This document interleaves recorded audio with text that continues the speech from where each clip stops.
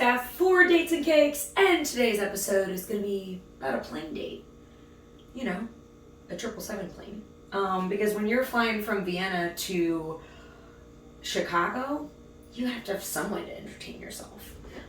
So we're letting Pandora out of the box and making box brownies because this is going to be our blackout bottom, because you better bet your bottom dollar that we mixed feelings with our drinks. This stranger that was in the middle seat, and you kind of, plane etiquette is to at least be cordial with that person because, you know, you're gonna have to trouble them to allow you to use the bathroom, you know, at least once on an 8-hour flight. And I failed at that. So after he asked the flight attendant if it was okay if he scooted over to the aisle seat, if no one showed for that seat, and she was like, no, it's absolutely a full flight. Then I was like, all right, let me use this as my cordial time. So we're gonna bake that for 15 minutes, 325, and I'm gonna top it with a couple more things because the top of descent, we'll see how the conversation goes. Your girl was kind of cheesing over this next part. So the conversation with this stranger was really just about like, where did you come from? Where did you go? Cotton Eye Joe. And then from there, I don't know, something happened and we just kind of hit it off. And he was the first one to admit it. And he was like, I don't know, I feel like we're get along pretty well. And I was like, are we? And so of course the beverage bar comes around and getting a little parched. That's why in this cheesecake we're gonna put chocolate Kahlua, which is homemade by yours truly. That's why it's absolutely in the wrong jar. Pour some of this in our cheesecake mix, while the flight attendant poured me a glass of wine because I didn't want to break the seal with beer and make him and the other passenger get up for 8 hours.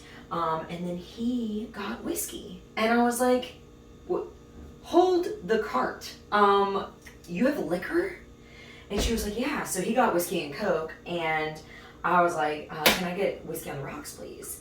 And he looks at me with, I'm not sure if it was admiration or feistiness, and I was like, what? It's not my fault you're a little bitch. And apparently that's how I flirt. So started taking shots. Doubles. The whole flight. And at probably around shot mark number 6 of doubles, he was like, I don't think the flight attendant likes us very much. And I was like, what makes you say that? And he's like, look at the way she's looking at us. I speak girl fluently, and I looked at her face and I was like, no, she's intrigued where this is gonna go. And he's like, what? And I was like, this. And he's like, where's it gonna go? And I was like, hopefully to Chicago. And which we were definitely parting ways after that. But at this point we still have 6 hours left. So this is just layer 2.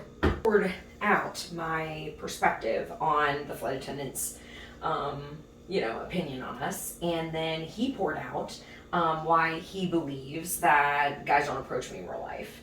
Out of nowhere, he just asked. He was like, guys don't approach you, do they? And I was like, no, not really. And he was like, oh, it's because you're the type of girl that you have to give A game to. And no one at a bar is trying to give that. And I was like, but you stuck in a seat, and he was like, yeah, you definitely deserve A game. I would clear my roster for you. And I was like, if you were so lucky. So we're gonna make this. So just like we kept topping off our drinks, we're gonna top off this dessert with cookie dough. And we still have 4 hours of the flight left. So at this point,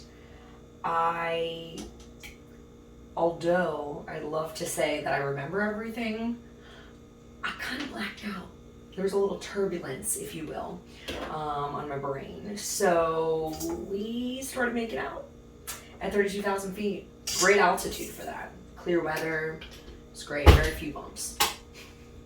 Then I pass out for God knows how long. Probably at least an hour, because then we had just enough time to watch a movie, so we watched a movie together. I don't even remember what we watched, but it was an update, if you will. The last frame I got a little ahead of myself. But yeah, now It's over, Dell. But, I mean, I've talked to him a couple times since then, but he said that will always be a story that he'll tell his kids because it's how you elevate dating and meeting someone. So this Dates and Cakes certainly stuck the landing. Not sure he's the guy for me, but I'll keep an eye out. For Dates and Cakes, this is Steph. Until next time.